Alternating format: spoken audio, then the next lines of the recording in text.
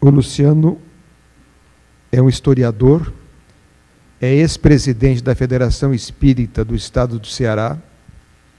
Atualmente ele ocupa o cargo de presidente do Centro de Memória Viana de Carvalho, que é uma instituição dedicada ao resgate da história do Espiritismo no Ceará, onde ele é responsável pela organização dessas memórias.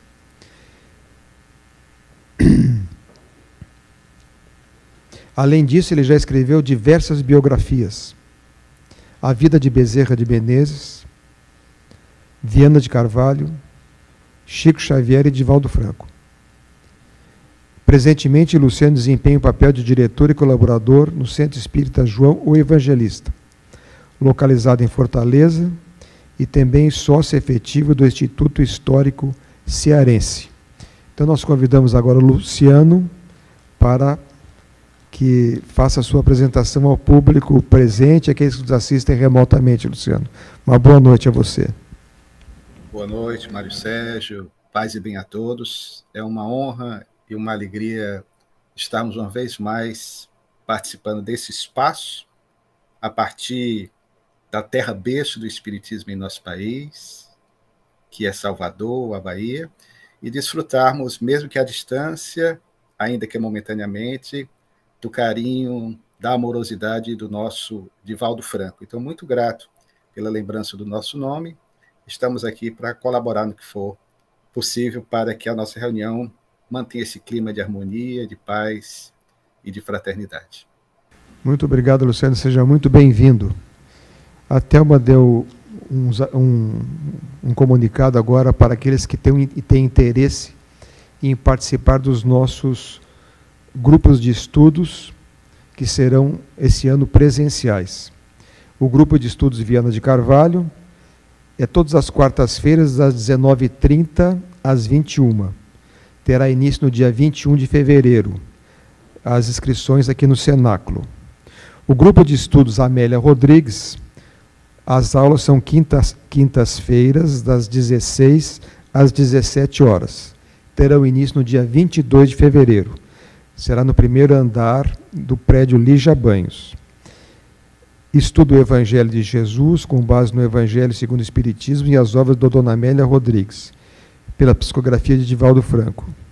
E tem um grupo de estudos da família, terças-feiras, das 19 às 19h55. Esse já está em andamento, também é no edifício Lígia Banhos. Estuda conteúdos pertinentes à família, filhos, relacionamento, formação e educação. A Thelma, aqui ao final da reunião, está disponível para que dê as informações que forem devidas a respeito desses cursos que nós estamos desenvolvendo. Então, hoje nós vamos começar o nosso conversando sobre o Espiritismo com alguma pergunta.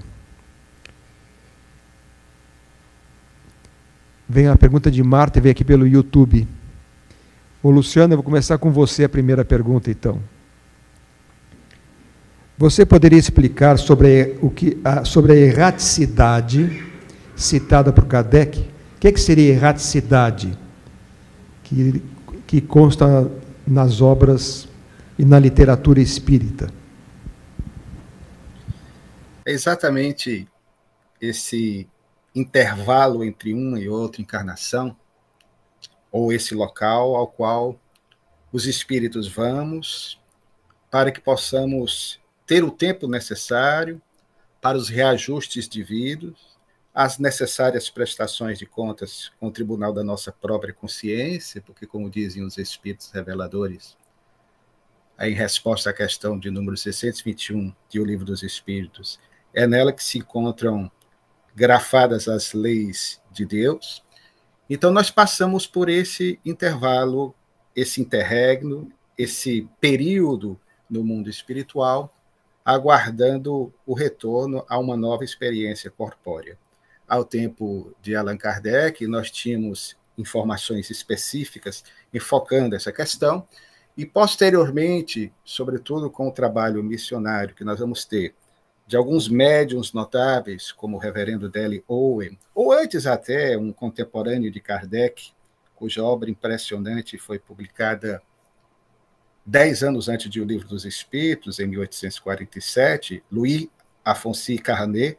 Aliás, Allan Kardec tinha a sua obra Arcanos da Vida Futura Revelados, fazendo parte da sua biblioteca pessoal, conforme nós encontramos no catálogo racional de obras espíritas, em que Carnet, repetimos, pouco conhecida em nosso país, e teve uma versão dessa obra em português lançada em 1850 em nosso país por companheiros da equipe de Bento Muri e João Martins, que eram os pioneiros da homeopatia em nosso país. Ele falava com determinados espíritos através de médiuns sonâmbulos, e já essas entidades espirituais nos falavam acerca da vida no mundo espiritual, com o curioso registro de colônias no mundo maior. Então nós vamos ter com o reverendo Deli Owen mais à frente, com o André Luiz, com a inauguração da série Nosso Lar, com o Divaldo Franco posteriormente, notícias mais pormenorizadas a respeito do que acontece conosco nesse intervalo entre uma e outras existências nas regiões do mundo espiritual.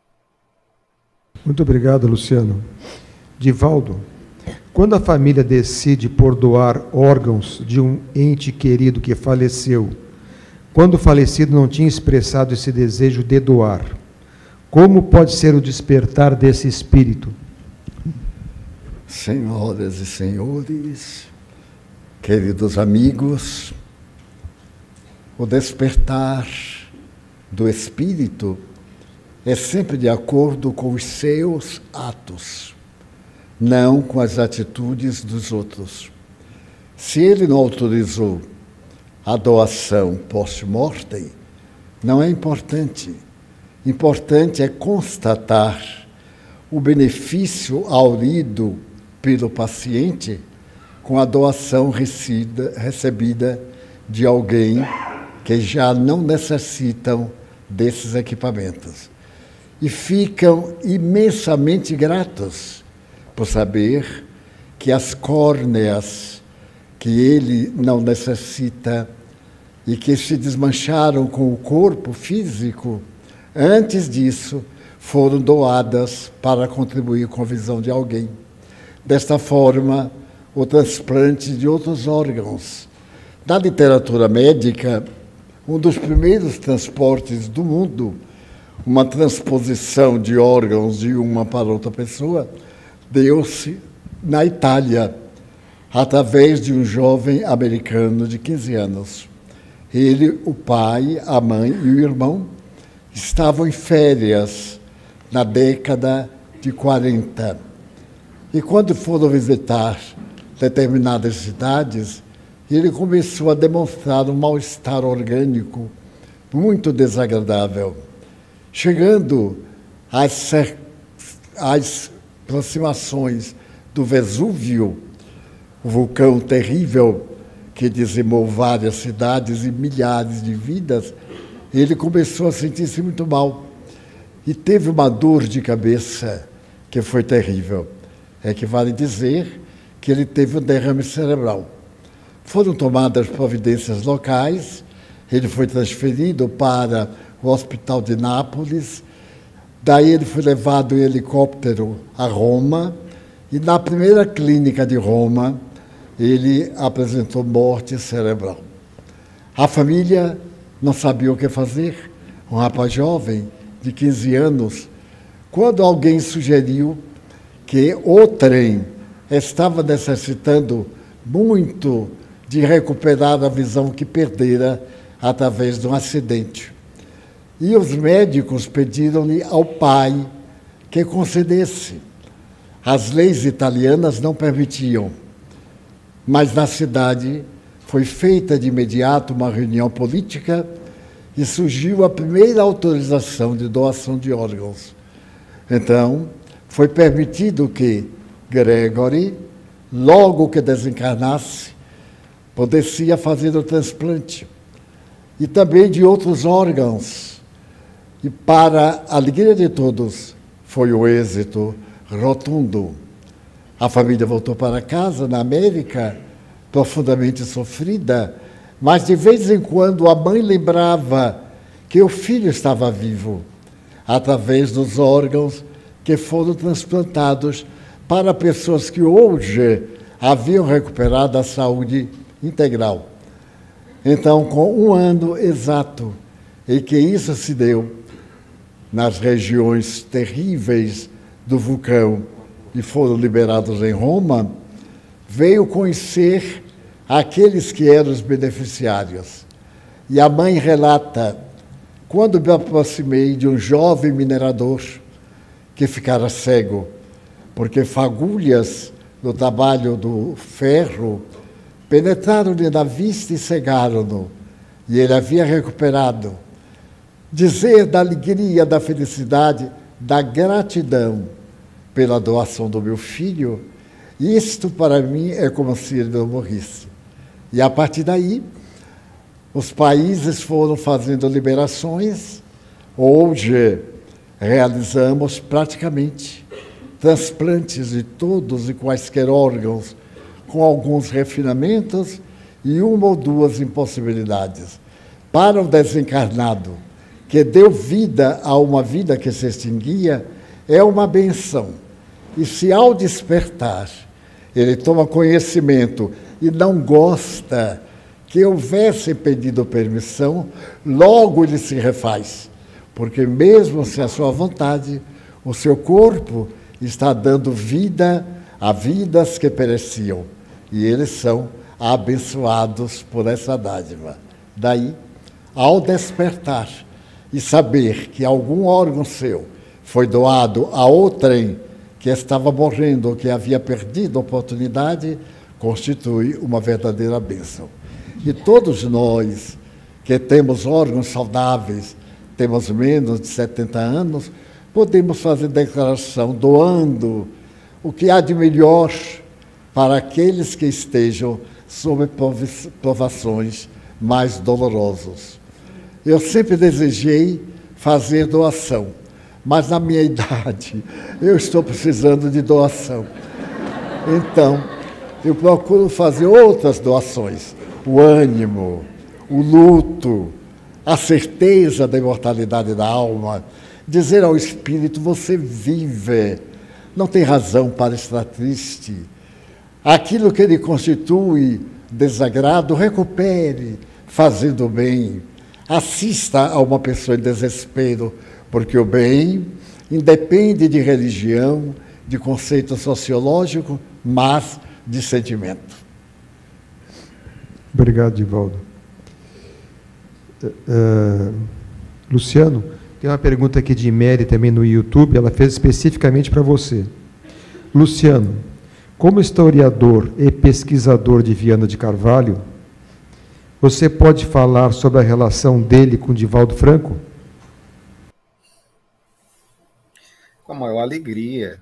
Nós temos, como historiador por ofício, por amor, nos dedicado a exatos 30 anos, completados nesse ano de 2024, aliás, o ano no qual Manuel Viana de Carvalho, considerado a glória da oratória espírita até a primeira metade do século passado, estará completando no dia 10 de dezembro deste ano, posto que nasceu a 10 de dezembro de 1874, aqui no Ceará, na cidade de Icó, 150 anos de seu nascimento, seu Sesc centenário.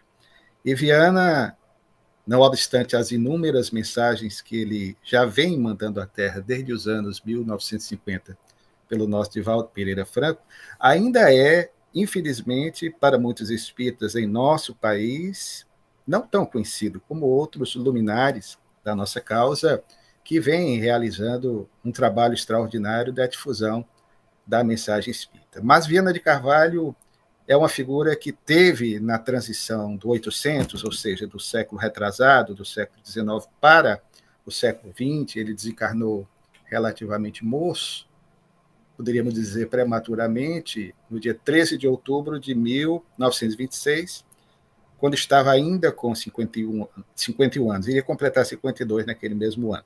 E ele desencarnou, coincidentemente, em deslocamento para a Bahia, nas praias de Amaralina, quando adoece, em Aracaju, quando comandava interinamente o 28º Batalhão dos Caçadores.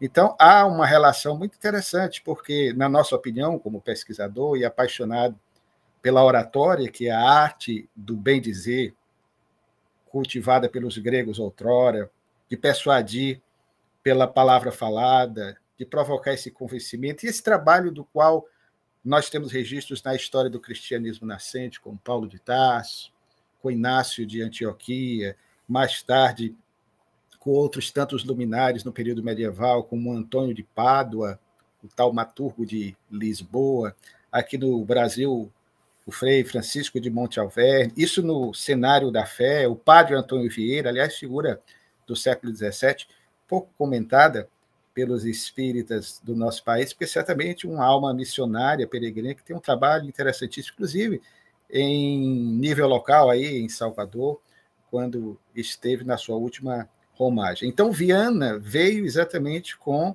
essa proposta de divulgar pelo verbo, e sobretudo pelo seu exemplo, a mensagem espírita. Porque, embora o espiritismo tenha surgido valendo-se da invenção de Johannes Gutenberg, ou Gutenberg, o inventor da imprensa no século XIV, o espiritismo surge valendo-se dos recursos da tecnologia do século retrasado, que foi a imprensa, a edição de um livro, o Livro dos Espíritos, não dispensou os grandes propagandistas. E nós temos, nesse mistério, no Brasil, até a primeira metade do século passado, portanto, Viana de Carvalho, como tivemos na Europa a figura queridíssima dos brasileiros, amigo de Bezerra de Menezes, com quem trocava correspondências, Leon Denis. Então, Viana tem um trabalho muito estreito, de uma ligação profunda com Divaldo Franco, nós sabemos disso, e tivemos a oportunidade de fazer um trabalho que ainda pretendemos publicar, e aí é como cientista, como historiador que somos, porque a história é uma ciência, mesmo a ciência humana, e nós fizemos um trabalho, Mário, analítico, acerca do que nós podemos constatar do que Viana de Carvalho registrou quando entre nós esteve, sobretudo quando começamos essas buscas em 1910, nos jornais da época, aqui em Fortaleza.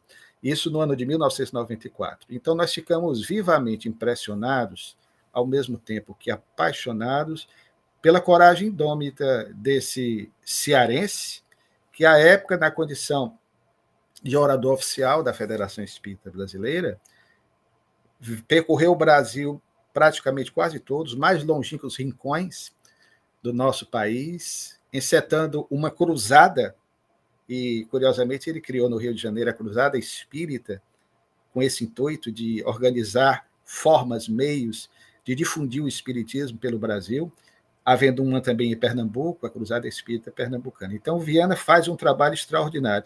E, naquela época, infelizmente, embora já houvesse formas de gravar as preleções, como nós gravamos as do Divaldo, a de outros grandes oradores, desde os anos 1940, 1950, mas nós não conseguimos até hoje obter gravações, áudios do Viana de Carvalho fazendo as suas preleções. Mas, felizmente, a partir de notas taquigráficas, no trabalho ágil desses profissionais, hoje raros no nosso dia a dia, por conta da tecnologia, então muitas das conferências do Viana de Carvalho, esses excertos, ou seja, esses resumos, eram devidamente salvos, guardados, e outros eram publicados em jornais da época. Foi onde descobrimos esse material e publicamos alguns trabalhos. Mas o mais impressionante, respondendo à questão formulada, é que nós nos detivemos numa análise comparativa do que Viana escrevia quando encarnado e do que Viana passou a escrever através de Divaldo Pereira Franco, a partir dos primeiros livros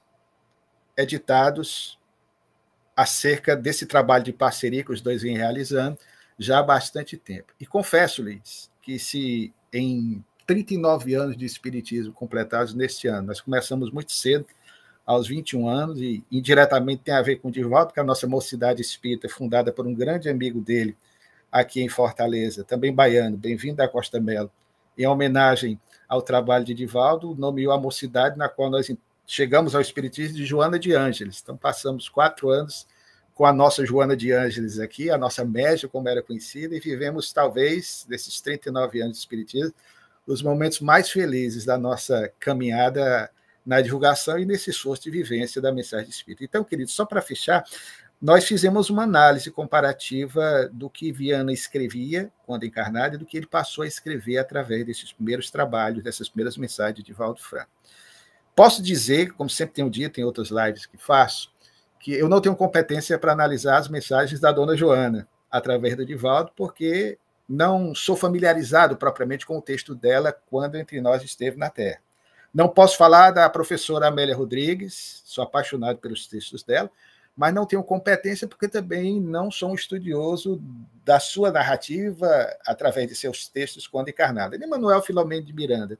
Mas Viana de Carvalho, posso dizer que tenho alguma credencial para falar, porque de tanto ler Viana, de tanto pegar e garimpar essas pérolas perdidas nos escaninhos de algumas bibliotecas, passamos a perceber os seus cacoetes, a sua pontuação, as interjeições, a virgulação, alguns nomes que ele repetia, e nós fizemos uma análise comparativa com os textos psicografados.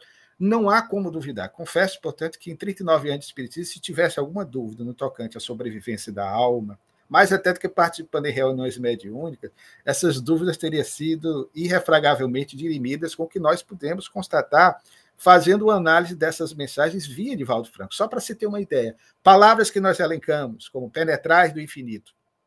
Viana de Carvalho encarnado, Divaldo desencarnado. Alguém poderia dizer, mas Divaldo, de repente, pescou essa informação. Bom, pesquisar hoje é mais fácil pela internet, mas há 30 anos, há 40 anos, há 50 anos era impossível. Divaldo teria que ter pego um avião para Fortaleza, isso em 1910, ou pesquisar nas bibliotecas locais para descobrir uma palavra como penetrar do infinito, para descobrir palavras como flamívomo, que era uma expressão que Viana usava muito para se referir aos verbos, à oratória influente de alguns grandes missionários. Outro detalhe que nos chamou a atenção, em alguns textos que nós lemos, de um encarnado e do outro pelo Divaldo, é quando Viana utilizava a sequência de pensadores. Num outro texto, por exemplo, ele usava a expressão Bittner, Calvot e Molechot. Essa sequência de pensadores é repetida também nos textos psicografados por Divaldo. Outro detalhe, nós fizemos um trabalho em 1995, organizado pelo saudoso confrade Bem-vindo da Costa Melo, que era o presidente da Federação Espírita do Estado de Ceará, aliás, o seu primeiro presidente. Bem-vindo já está residente no mundo espiritual desde 2001, e a ele muito devemos pelas lições de sabedoria que nos passou. E Bem-vindo, sabendo que nós havíamos encontrado alguns artigos de Viana de Carvalho nos jornais locais de 1910, 1911, sugeriu que encetássemos uma pesquisa para escolher os melhores textos de Viana para encerrarmos no livro que foi publicado pela Federação Espírita do Estado de Ceará, sob o título dado por Bem-vindo Melo, Palavra de Viana de Carvalho. Nós fizemos esse livro, foi publicado pela nossa FEEC, em 1995, portanto, praticamente há 30 anos. Nós organizamos em parceria com um amigo, Francisco Cajazeiras. E na época em que fazíamos as garimpagens acerca das informações constantes desses textos, nós achamos por demais interessante, e aí é na hora da pesquisa do historiador, com a ajuda de um expert também na filologia, que nós achamos, por exemplo, uma expressão que Viana usava quando encarnado, que era esclarecer a crasear saciedade, a exaustão. E aí nós ficamos na dúvida quando formos fazer a atualização ortográfica para o referido livro, porque ficamos pensando, será que não é esclarecer a sociedade? Que seria, de repente, mais interessante. A palavra era hoje inusual, né? Você não usa mais a expressão a saciedade. Não é que quando nós fomos ler o primeiro livro do Divaldo, À Luz do Espiritismo, psicografando Viana de Carvalho, editado, na época, se não me falha a memória, em parceria com a KPM, esse livrinho nós vamos ter aí a mesma expressão que Viana usava quando encarnado, usando também no texto que Divaldo psicografou. Então, queridos, são muitas outras informações que nós estamos pretendendo, num trabalho eminentemente de pesquisa, para, no tempo devido, publicar e tornar com outros detalhes a mais que atestam também o trabalho desse querido amigo Divaldo Pereira Franco, que na sua longevidade, virando o século e já iniciando essa nova fase da história da humanidade, continuando o seu trabalho com Viana de Carvalho, tem trazido para nós essas verdadeiras pérolas ilustrais desse seu grande amigo cearense, Viana de Carvalho. Vamos então à nossa segunda parte. Uma pergunta aqui é de Divaldo Franco. Divaldo, por favor, comente sobre a reação neuropsicológica do médium psicógrafo. E já se conhece quais são as áreas que são acionadas quando o médium está em atividade de psicografia? A psicografia, conforme os estudos da doutrina espírita, pode ocorrer de 3 modos. A primeira fase, a chamada psicografia consciente. O indivíduo sente a inspiração. As palavras são dele, a ideia do espírito comunicante.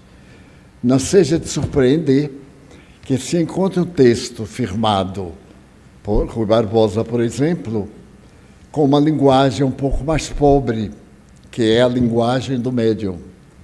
Mas o normal é um tema elevado, com uma linguagem que não é a habitual do médium, mas sim do espírito quando esteve encarnado na Terra.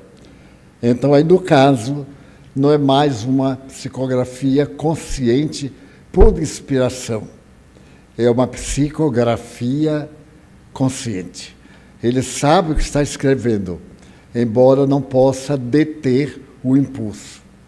A segunda fase, depois que a pessoa treina essa psicografia e vai se libertando de pensar para escrever, ele entra na fase da semiconsciência. Ele grafa textos que ele tem absoluta lucidez e outras que ele não tem a menor ideia. Ele sente um comichão no braço pelo qual escreve, direito ou esquerdo simultaneamente, e uma euforia, se for um espírito bom. Se for um espírito mau, as emoções do espírito passam a visitar o médium. E, por fim, com mais dificuldade, o médium inconsciente, também chamado sonambúlico. Ele coloca uma folha de papel e o braço é isolado do cérebro. O cérebro não pensa. O espírito comanda o centro de energia do movimento e escreve sem utilizar a parte própria, a terceira circunvolução frontal esquerda do cérebro, para poder grafar. Então, a psicografia que mais chama a atenção é a inconsciente. Pode escrever-se com o braço, com os dois, no sentido contrário, em qualquer idioma. Quando nós estávamos na fase de psicografia semi-consciente, Joana tentava escrever conscientemente, porém no sentido oposto, como escrevem japoneses orientais.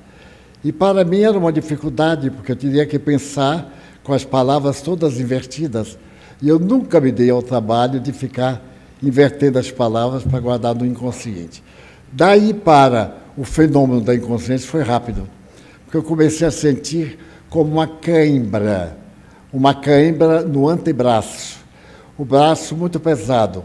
A sensação são os fenômenos que o espírito sente. Se foi um espírito que morreu de um problema cardíaco, o médium sente palpitação. Se ele teve um afogamento, o médium sente ausência de respiração equilibrada. De acordo com a morte do escritor, o médium sente-lhe a sensação, mas não sabe o que está escrevendo.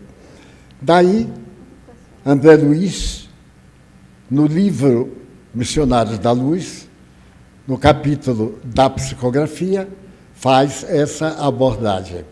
Allan Kardec, no livro dos Médiuns, no capítulo 23, faz a análise mais rudimentar daqueles que estão lúcidos e recebem pela voz ou pela grafia a inspiração.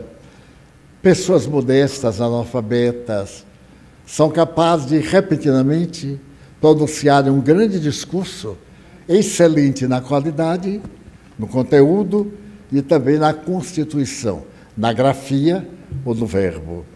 E também, hoje, pelas experiências da metapsíquica e da parapsicologia, sabe-se que a glândula pineal, que era considerada por Descartes, o filósofo holandês, como a chamada glândula da alma, passou a ser a glândula da mediunidade.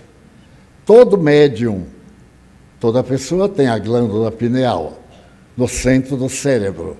É uma das mais importantes e mais breve, porque ela funciona até a adolescência. Fisiologicamente, ela vela o sexo e, ao mesmo tempo, ela dá pigmentação à pele. À medida que vem a transição na adolescência, ela libera os hormônios. E a mediunidade produz um tipo de hormônio, uma sensibilidade que Charles de Richer chamava sexto sentido. O sentido do gosto, o sentido da audição, o sentido da visão, tem órgão próprio. A mediunidade tem a glândula pineal, através da qual se dá o fenômeno elétrico, mas não apenas pela pineal, porque aí entram todas as glândulas endócrinas, o timo, as suprarrenais, e etc., que num conjunto elétrico desencadeiam o fenômeno sem a presença do cérebro em si mesmo. Então a sensação é sempre agradável quando se trata de um bom espírito. E de acordo com a qualidade moral do espírito que escreve, o médium passa a sentir, a ter a sensação. É muito comum, nos fenômenos mediúnicos de psicografia e psicofonia, as pessoas tossirem, porque muda o ritmo respiratório e afeta as cordas vocais, particularmente na respiração. Há uma comichão do oxigênio nas cordas vocais e a pessoa normalmente tosse, o que deve evitar, porque a mediunidade em si não tem nada a ver com a tosse, que é o mau efeito do instrumento que está sendo utilizado. Eu utilizo o violão, mas o que eu faço? Eu afino o violão, para ele dar as notas que eu quero. Mas se eu aceito a mudança de cordas no violão, como na garganta, e aprendo a tossir, fica uma imperfeição mediúnica. Daí a doutrina é necessário educar a mediunidade. Há pessoas que, além da tosse, também produzem outros ruídos digestivos, arroto e etc. Eu vi num país que os médiuns arrotavam tanto que no fim eu perguntei, mas comeram alguma coisa igual, qualquer uma coisa? Não, não, é que nós educamos para colocar para fora esse fluido. E eu digo, educar é exatamente errado. Tem que educar para não produzir nenhum ruído. O computador está quieto. Nós escrevemos e ele reproduz o que nós escrevemos. Quando ele começa a ter problema, que ele erra. Batemos uma letra e atingimos outra. Daí, a mediunidade da psicografia é legítima, tanto quanto da psicofonia. Há um inimigo terrível da mediunidade. É a dúvida que o médium tem de expor com medo do chamado animismo. Animismo é uma palavra que foi criada pelo médico russo Alexander Aksakov. Ele escreveu um livro, Animismo e Espiritismo, em 1871, para rebater um livro publicado em Paris com o nome de O que é o Espiritismo, em 1870. Um indivíduo começou a escrever contra o Espiritismo e não entendia nada. E ninguém disse nada. Aksakov foi pesquisar os médiuns e apresentou 3 tipos de fenômeno. o fenômeno que é da própria alma, porque nós somos uma alma encarnada. O espírito é uma alma desencarnada. A diferença é o corpo. Então, o fenômeno que vier aí é chamado anímico, de ânima, alma. É o depósito do inconsciente, os traumas, os conflitos, as vaidades, a presunção. Então, é anímico. Algum espírito pode estimular. Há médiuns que só recebem as mesmas coisas. São anímicos viciados. Que a paz de Deus seja com todos. Porque eu estava sentado no jardim quando eu morri. Tudo isso está na cabeça dele. Na próxima sessão, ele vem e tem aquele clichê. A paz de Deus seja convosco. E logo depois, ele emite outra frase que é equivalente àquela, porque está no arquivo.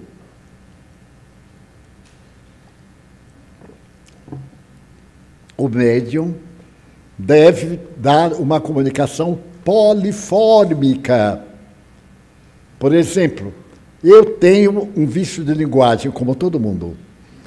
E eu achei graça, porque um amigo aqui um dia, brincando, ele disse, e eu percebi que ele tinha razão. Ele chegou para mim e fez assim, formidável, hein?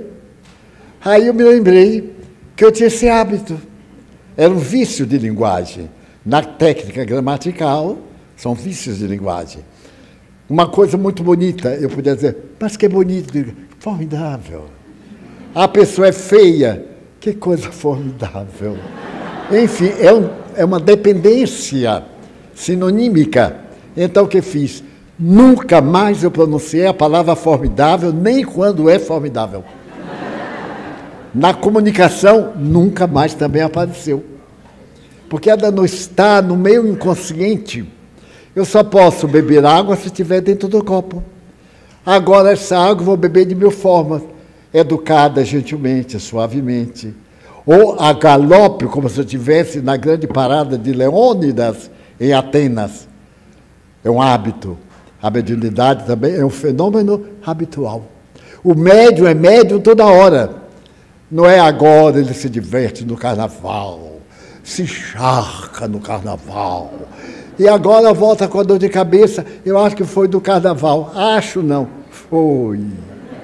E o pior vem depois, porque está muito recente, não é? O arrependimento. Quem leu a tarde de hoje viu o nosso artigo intitulado Cinzas, das pessoas que estão hoje na quarta-feira de cinzas. Um amigo me disse, ainda no domingo, Divaldo, eu estou tão triste. Eu disse, mas por quê? O carnaval está se acabando. Como? Hoje é domingo. Pois é, já passaram 2 dias, só tem 2. Eu digo, não, tem 3. Na Bahia tem 3, quer dizer 4. 4 não, 5, porque a gente tem saudade. Não, vai até domingo, quando encerra um pouco. E então tem aqueles restos de saudade do carnaval, o pandeirinho, a coisa, etc. Aí já chegou a Bicareme, é carnaval. Lá em Feira, o carnaval é a Bicareme. Então, a sensação do médium é que ele é médium. Como a pessoa enxerga, porque enxerga toda hora. Não enxerga só na hora. Bom, agora eu vou passar a enxergar. Estou enxergando. Não. Ele enxerga, queira ou não queira, se não tiver problema. Então, ele é médium, queira ou não queira. É uma faculdade da glândula pineal, que entre os seus hormônios, alguns deles se transformam em verdadeiras colunas cálcicas. E essas colunas da glândula pineal são as antenas que captam a ideia do espírito e decodificam através do sistema nervoso central e das glândulas endócrinas internas. Inclusive o fígado, que é uma glândula dupla.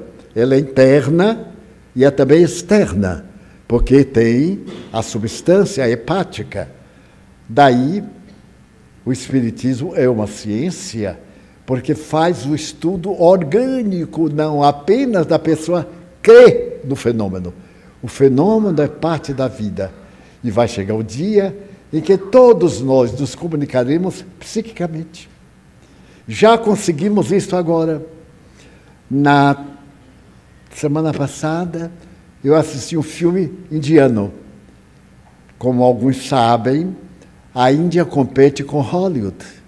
Até o nome da cidade cinematográfica é Bollywood. E ganhou um Oscar há 2 anos com o filme de um menino e um tigre. É uma coisa extraordinária. E nesse filme, que eu não consegui decorar o nome, porque era um nome indiano, e são nomes horríveis para mim, um homem queria pensar no tempo sem pensar em palavras. Ele ia fazer um estudo de meditação para não pensar. É muito difícil. Fiquem 10 segundos sem pensar nada. Não fica. Porque a mente é polivalente. É graças a essa polivalente que alguns de nós somos normais. Aqueles que não têm uma polivalência, ideia fixa, transtorno de fixação e etc., são estados anormais do raciocínio. E então é notável que para ele ficar 3 minutos sem pensar, parar a mente, ele treinou 3 anos sem parar. Eu ia abordar o tema, que vou abordar oportunamente, eu assisti e achei fascinante.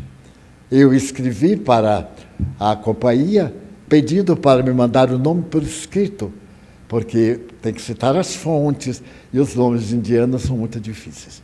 Portanto, qualquer pessoa que sinta súbitos bem-estares, de vez em quando ele sente aquela volúpia, é uma aproximação espiritual. Tente grafar na experiência dos sonhos, manda que a gente, ao acordar, escreva o sonho para interpretar depois, através do simbolismo, na mediunidade, através dessas sensações. Há pessoas que estão muito bem dizendo, ai, mas que beleza. Eu me lembro muito que eu tenho um amigo que é vinculado ao espírito Eurípides Massanufo, e um dia, faz muitos anos, eu perguntei a Eurípides, como é que o senhor se comunica com ele? E Eurípides me disse, ele tem o hábito de caminhar na praia. E eu aproveito esta hora, chamada hora vazia, em que ele vai para a praia, ele deixa de pensar, eu penso na cabeça dele. Olhem que sutileza. É como se estamos conversando às vezes, e paramos, e o outro continua com a ideia, como se estivesse nos ouvindo. São educações da mente, as mentes viciadas, porque é tão difícil deixar um vício, porque está impregnado, como numa roda. A gente movimenta a roda onde está escrito e vai.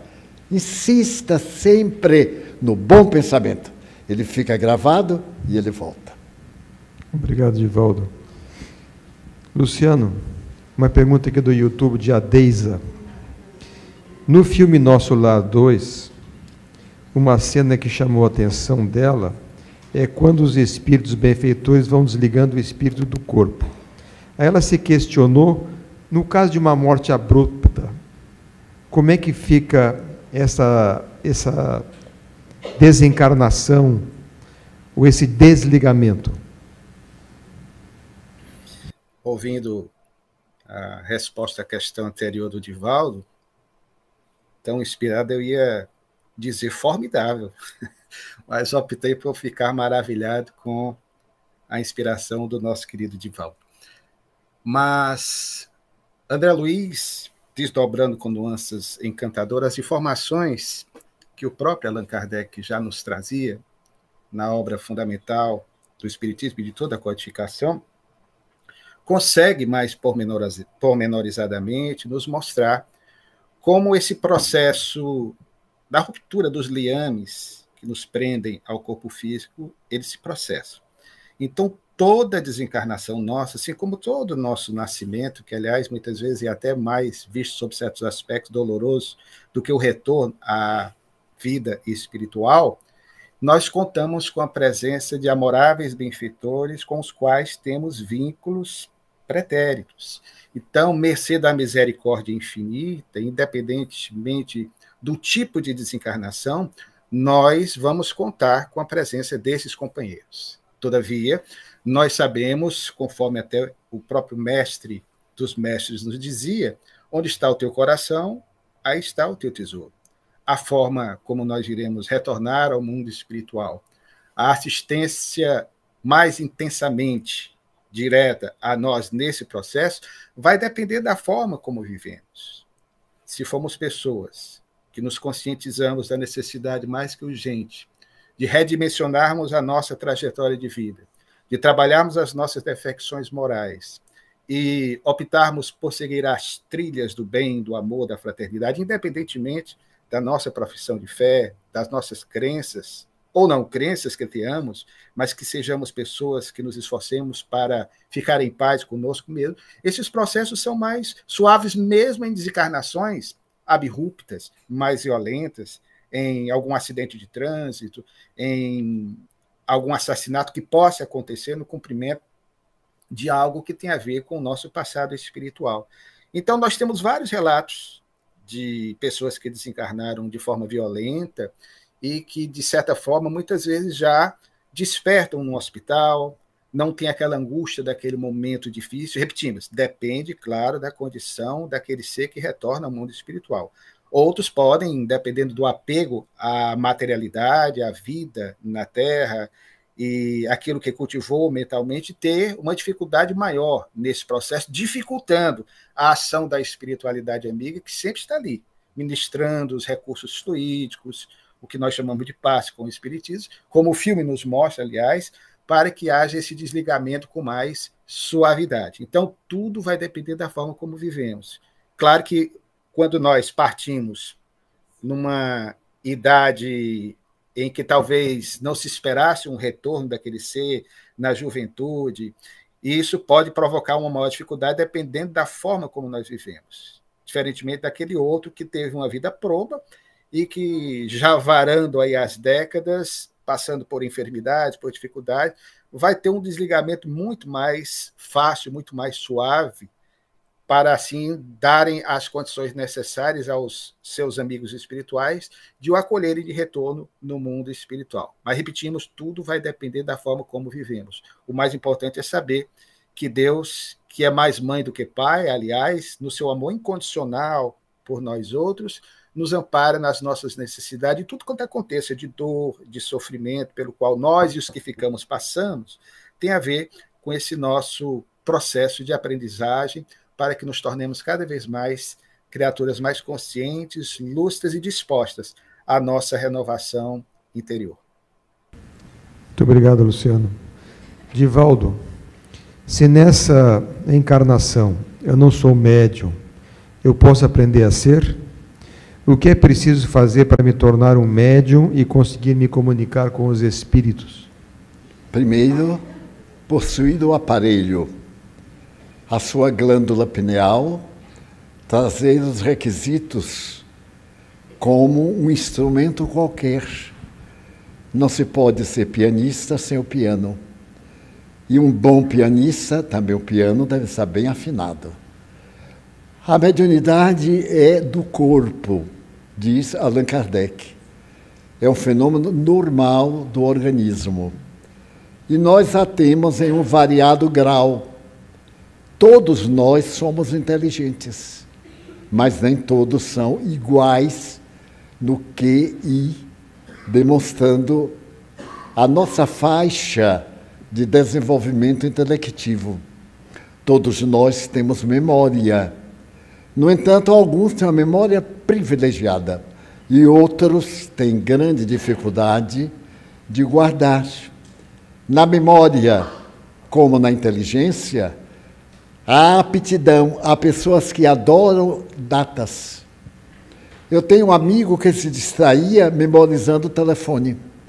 Não pode haver nada mais difícil do que guardar um número de telefone, 500 números, 1000 números, e ele se comprazia nisso. Outros, na mediunidade, ele deve desenvolver de tal forma o pensamento para que a máquina expresse os seus recursos. Vamos dizer, se apareceu na televisão um menino um menino preto de 12 anos, cuja voz é uma em 1 milhão. Mas ele tinha um equipamento, porque na família dele ninguém cantava, nem sequer balbuciava sons. Mas ele tinha esse aparelho especial. Noutra coisa, ele era perfeitamente comum. Eu, por exemplo, tenho muita memória para datas e nomes. E por exercício que eu treinei, eu consigo alargar esse tipo de memória. Mas muita gente fala assim, não me lembro, eu penso depois. Terminando não pensando em nada. Fica desmemorizado, porque relaxa. O que é que acontece com o nosso corpo quando nós malhamos? E o que é que acontece quando, depois de certo tempo, deixamos de malhar? Fica aquela coisa caída, precisa de várias cirurgias para botar as pelancas no lugar. A mediunidade depende do médium, o espírito do médium. É o espírito do médium que traz a missão. Mas se ele não vem com a missão específica, então ele é enriquecido noutra área. Nilson, por exemplo, não era médium. No entanto, ele tinha uma capacidade, intelecto, manual, impressionante. Eu vi Nilson consertar aparelhos quebrados nas costas, colocava atrás e consertava. Aparelhos médicos nossos, o médico vinha e dizia, olha isso, quebrou, não sei o que fazer. Ele pegava, botava nas costas, devolvia na hora. No entanto, em valor de mediunidade, era como esta mesa. Não repercutia bem. Mas, como Deus é amor, Ele veio para que nós cresçamos, através de Jesus, podemos treinar. Nós treinamos a memória, nós treinamos a educação, nós treinamos os hábitos. Podemos também treinar a memória. Vamos fazendo silêncio interior. Não tenha pressa. Se você quer orar, procure de orar numa hora que não esteja cansado, que não tenha nenhum problema. Eu tenho que acabar antes das 9, então eu vou orar até 9 horas. Não. Tire da mente qualquer coisa que lhe perturbe. Se quer ser médium, pense na sua realidade a todo instante. Eu conheço pessoas que se dizem médiums, estão num banquete, numa festa, tomam um álcoolzinho que não faz mal a ninguém, eles dizem, tomam uma dose, tomam duas, tomam uma garrafa. Ai, meu Deus, hoje é dia de sessão. Aí passa a mão como se tirasse o bigode, e vão para a sessão. O que é que ele vai receber na sessão? Digestão, espírito de álcool e outras coisas. E outros me dizem, eu não desenvolvo nunca, por quê? Eu fico constrangido de dizer que é por burrice, né? Porque não faz direito, porque não tem privilégio. Fulano é abençoado por Deus, eu não sou. Mentira, todos somos abençoados por Deus. E Deus os apoia a todos. Os mais errados, Deus tem mais compaixão. Não tem isso de Deus nos punir, nos castigar. Eu era médium e perdi a minha mediunidade. Não, eu era médium e bloqueei a mediunidade com outros assuntos. Se você é um bom linguista, tem que estar falando frequentemente a língua. E quanto mais idiomas você aprender, mais fácil fica de aprender outros idiomas. Isso a mim me causava grande espanto, porque eu conheço pessoas que falam 8, 9, 10 idiomas. Eu pergunto, como você consegue, Edivaldo? É uma coisa tão peculiar. Vamos dizer, cor, color. Muito bem, em inglês. Aí eu vou, como seria em francês? Colher. Muito bem. Como seria em latim? E então sempre tem as mesmas raízes. E isso a mente faz automaticamente. A gente nem sabe por que ela faz. Por que a gente entende o que o outro fala? Porque tem uns arquivos na mente que se encarregam de pegar a palavra. A gente pega o telefone para saber o significado da palavra psicografia. Em alguns segundos, ele dá o resultado. É impressionante, por causa da memória. Daí vem o telefone, está precisando aumentar o número de memória, colocar mais dados no seu inconsciente. Daí você pode conseguir penetrar nos arraiais sublimes da mediunidade. Mas tem que viver para a mediunidade. Aí é que está. Um outro detalhe, a condição moral. Porque a pessoa pensa que a mediunidade, vem os guias e diz, olha, o número do bicho de hoje é 73, cavalo com elefante. Não. Me perguntam, o pai de Chico Xavier era um biótipo muito engraçado, analfabeto, ele era vendedor de bilhetes da Loteria Federal. E quando as pessoas iam a Pedro Leopoldo, uma cidade modesta na época, diziam, eu queria falar com o Chico. Ele disse, não fale não. Meu filho é um mistificador.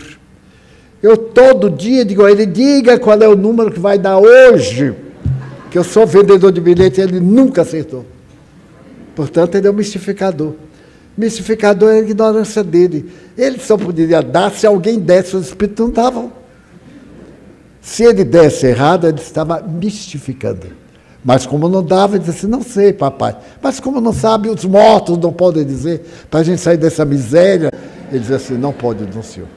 Quando ele estava psicografando Paulo Estevo, a obra mais notável da literatura religiosa sobre a vida de um apóstolo, ele estava na sala, numa mesinha, psicografando, e o pai dele aconselhando pessoas a não procurarem a ele, porque ele não sabia nada.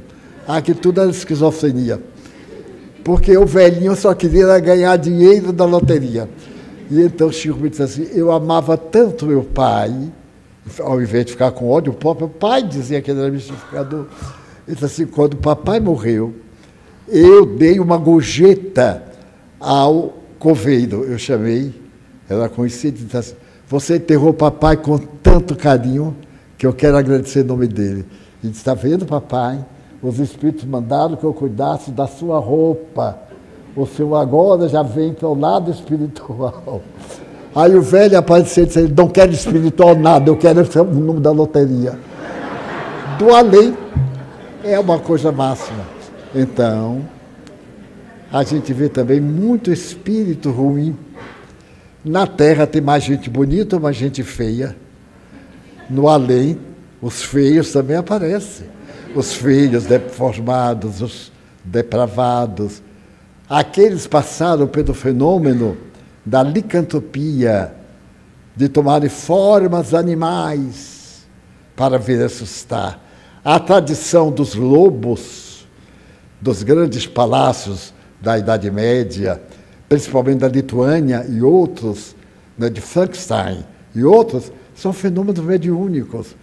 Muitos médiuns, muitos indivíduos, quando desencarnam, tomam formas daquilo que mais cultivam na mente. Médiuns que aparecem como cobras, pessoas, espíritos, porque a mente plasma. Nós somos o que a mente plasma.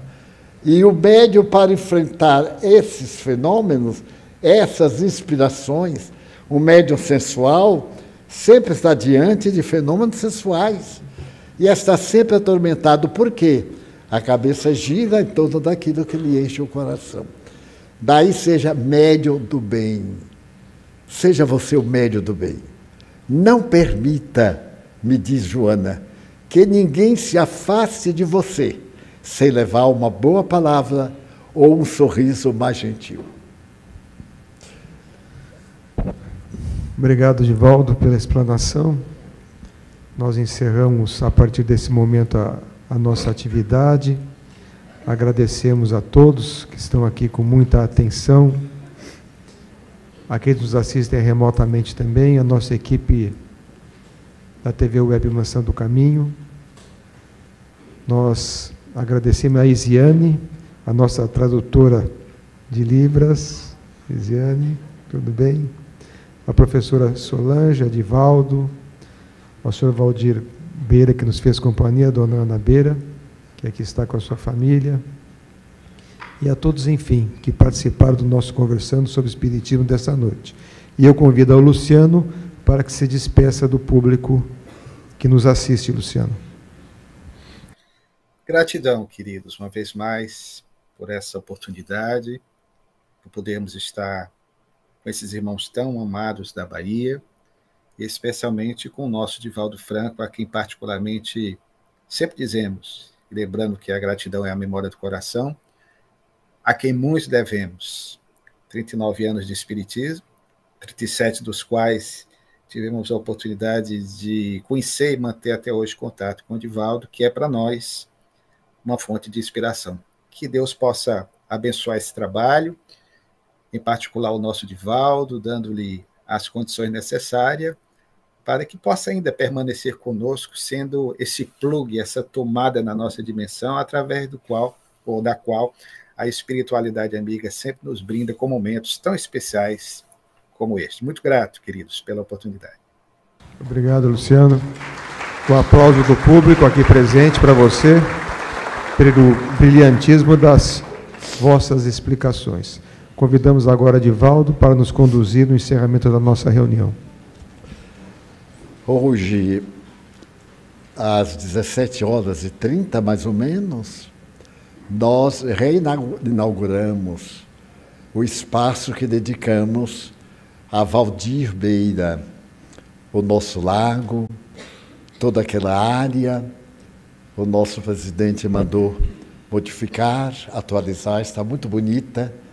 Uma hora que vão olhar, está toda iluminada, está aberta a quem desejar vir passar o dia, fazer piquenique doutrinário, fazer grupinho de estudo, fazer meditação.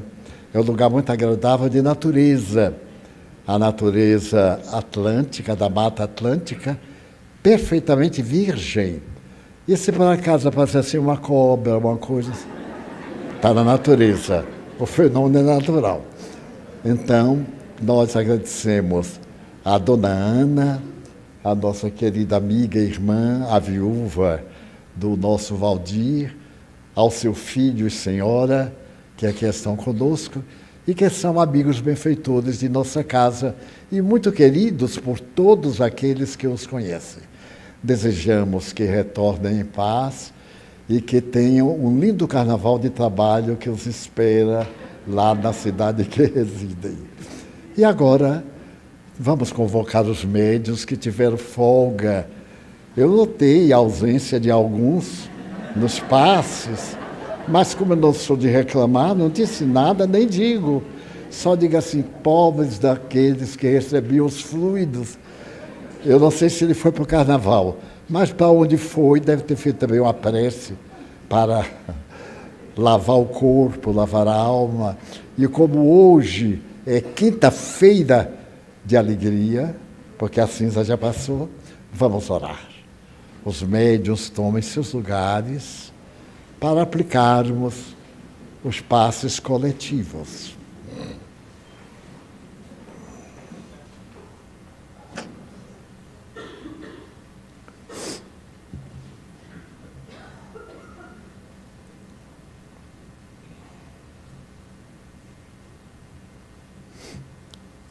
Nosso divino amigo, nós te pedimos pelos companheiros em mediunidade, para que possas assisti-los e, neste momento, utilizar dos seus fluidos para nos transmitirem boas energias.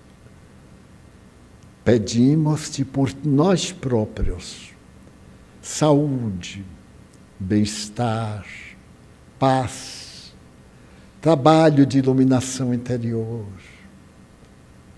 Pedimos pela nossa família, com o carinho que nos merece, pelos suicidas,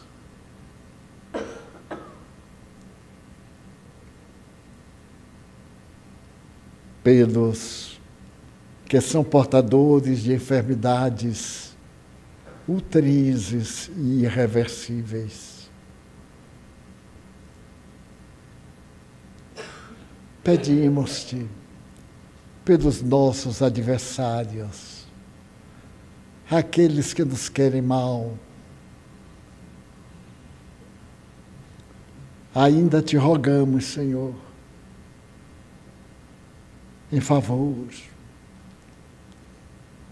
das instituições perniciosas, dos maus, e que fazem aglutinamento dos equivalentes para maltratarem a sociedade. Pedimos-te, Jesus,